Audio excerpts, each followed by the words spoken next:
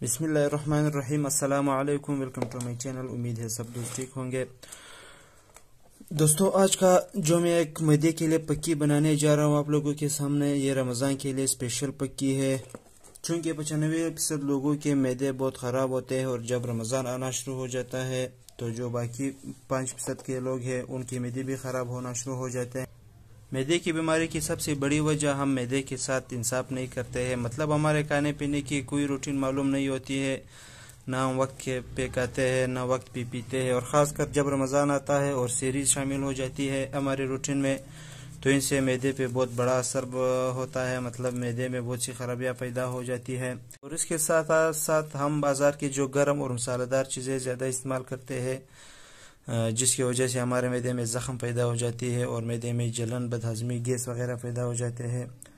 اور خاص کر جو روزے میں ہمارے گھروں میں جو پکوڑے، سمبوسے، اچار، چٹنی وغیرہ جو زیادہ مقدار میں ہوتے ہیں اور روزہ دار جو کہ شوق سے کھاتے ہیں، دراصل یہ میدے کے لیے بہت ہی خطرناک ثابت ہو سکتے ہیں۔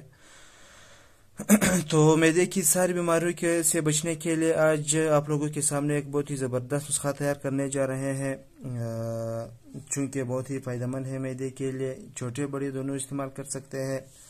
اور آپ نے سب سے پہلے اس نسخے میں لینا ہے سونف، جو آپ دیکھ رہے ہیں آپ کے سامنے ہے۔ سونف کے بعد آپ نے اس میں ملا لینا ہے کلونجی، جو آپ دیکھ رہے ہیں۔ کلونجی کے بعد آپ نے ملا لینا ہے اجوائن۔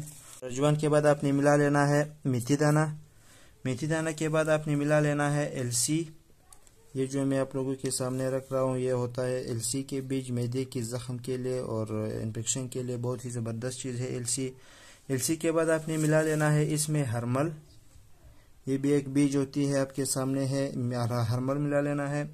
اور اس کے بعد آپ نے ملا لینا ہے نوشادر ٹھکری، بہت ہی میدے اور ہضمی کے لیے بہت ہی زبردست چیز ہے۔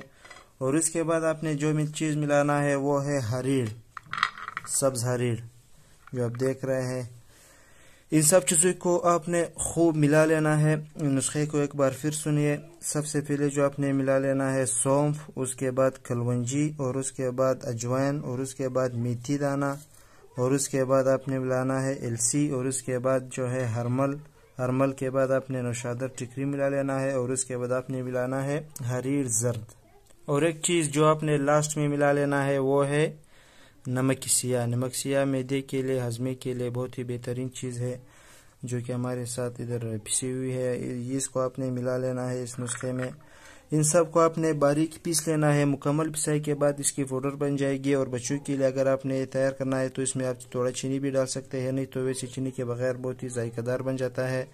اور اس کو تیار کرنے کے بعد آپ نے صبح شام ایک چمچ نیم گرم پانی کے ساتھ پینا ہے کھانے کے بعد۔ اور جب روزے آتا ہے، روزے کی روٹین میں آپ نے افطاری کرنے کے بعد کھانا ہے، ایک چمچ کھانے کے بعد تراویح کے بعد، اور ایک چمچ روزہ بند کرنے سے تقریباً کوئی 15-20 منٹ 10 منٹ پہلے آپ نے ایک چمچ کھا لینا ہے۔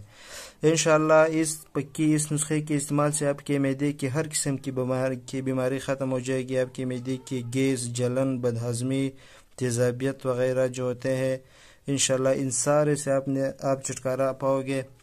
بھائیو، آج کا ہمارا نسخہ، اگر نسخہ پسند آیا ہے تو ویڈیو کو لائک کرو، شیئر کرو، اور ہمارے چینل کو سبسکرائب کرو۔ اور اگلی ویڈیو تک کے لیے اجازت دیجیے۔ اللہ حافظ۔